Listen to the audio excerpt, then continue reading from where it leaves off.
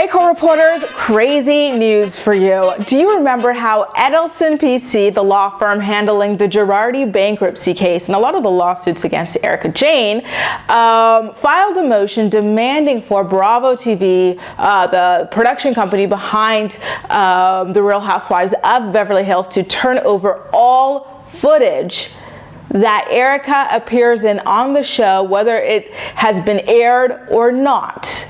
Well, it turns out that the production company actually did comply with the order and officially turned over every document and every piece of footage relating to Erika Jayne, Erika Girardi. So, now what the firm is going to do is they're going to itemize what she's been wearing over the years, what they've been talking about, just to get a better picture of the assets that she has. Because of course, they worry that she is hiding some of her assets in order to get out of having to turn them over. What the law firm wants to do now is liquidate everything in order to raise the money that is owed to Tom Girardi's victims. His law firm owes over $100 million to various victims right now. So every last penny, every last dime counts in this situation.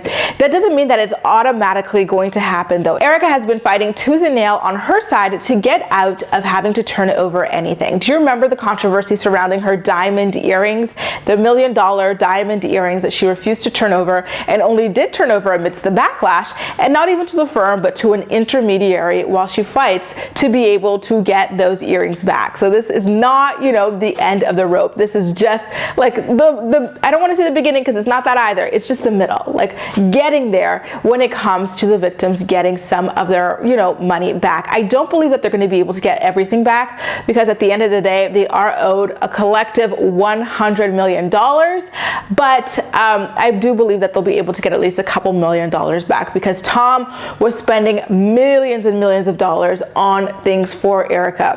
She had rings that cost like $50,000, the Cartier rings, the earrings that cost about $1 million, etc., etc. So, I do think that they'll be able to get a couple mil back, but they're not going to get 100 mil, unfortunately. I just wanted to say, because I forgot to mention this at the very top, this is a story coming from Radar Online. They are the first to break the story, so if you want more information on it, I have a link to their article in the description box down below. So definitely don't hesitate to head over there and read up on a couple more of the details. But in the meantime, I want to know how you guys feel about, the production company behind Real Housewives of Beverly Hills turning over all the footage they have featuring Erika Jayne and what that might lead to in terms of itemizing the value of all of her possessions. And remember, Erika's first season of the show, she really let us know how much she had. We were looking at the private jets, we were looking at the closets, we were looking at everything. So, back in those days too, Bravo used to go heavy on, putting the price on the screen. So, they did some of these people's job for that. So it is going to be quite interesting to see what the total tally estimated value or retail value of Erika's, clothes, jewelry, you name it, is going to be.